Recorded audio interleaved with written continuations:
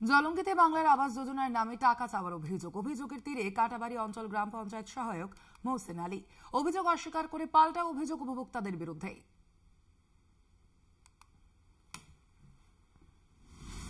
বাংলার আবাস যোজনার নামে টাকা চাওয়ার অভিযোগ, বাড়ি বাড়ি গিয়ে উপভোক্তাদের থেকে টাকা চাওয়ার অভিযোগে চাঞ্চল্য। কাটাবাড়ি অঞ্চল গ্রাম পঞ্চায়েতের সহায়ক মহসিন আলীর বিরুদ্ধে অভিযোগ, এমনকি টাকা না দিলে পরের কিস্তির টাকা আটকে দেওয়ার হুমকির অভিযোগ। এমনই অভিযোগ উপভোক্তাদের। কারোর কাছে 8,000, কারোর কাছে আবার 10,000 টাকা চাওয়ার অভিযোগ উঠল খোদ পঞ্চায়েতের ওই সহায়কের বিরুদ্ধে। পঞ্চায়েত থেকে লোক এসছে, এসে বলছে যে টাকা দিতে হবে, যে টাকা না দিলে ঘর দিব না আপনাদেরকে। আপনি 700-1400 টাকা দিতে হবে দুজনে, আর হচ্ছে 20,000 টাকা দিতে হবে। কেন ওরা কেন দিতে হবে? বলছে ঘরের জন্য, না হলে একখানা ঘরের টাকা ঢুকাবো আর একখানা টাকা কেটে দেবো। এই করে ধরে গোটা পাড়াতে চাইছে পয়সা, কারণ এর জন্য প্রতিবাদ করেছে।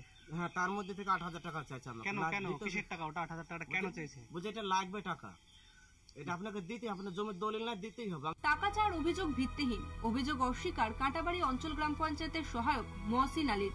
তার দাবি, নিয়মমাফিক কাজ না করায় পরের কিস্তির টাকা দেয়া হবে না। পুরোটাই চক্রান্ত বলে পাল্টা অভিযোগ মহসিন আলীর। অভিযোগটা হচ্ছে ওদের ওটাই ছিল রাগ, আমি বলেছি যে জয়েন্ট বাড়ি ছাড়বো না, তার জন্য সেই কথাটাকে ওরাই বিভিন্ন রকমের প্রলেপ লাগিয়ে একটা কেওয়া সৃষ্টি করার চেষ্টা করছে। অ্যাকচুয়ালি কারণটা একদম ভিত্তিহীন। আবাস নিয়ে অভিযোগ, পাল্টা অভিযোগ অব্যাহত। কোথাও স্বজন পোষণ, কোথাও সমীক্ষার ভুল। আদতে বঞ্চিত হচ্ছে প্রকৃত উপভোক্তারা, কোথাও আবার কাটমানির অভিযোগ। কোন পথে হবে সমাধান? যোগ্য যারা আবাস প্রকল্পে ঘর পাবেন তো তারা? এই প্রশ্নই ঘুরপাক খাচ্ছে বঞ্চিত উপভোক্তাদের মধ্যে। জলঙ্গি থেকে রাকিবুল ইসলামের রিপোর্ট, কলকাতা টিভি।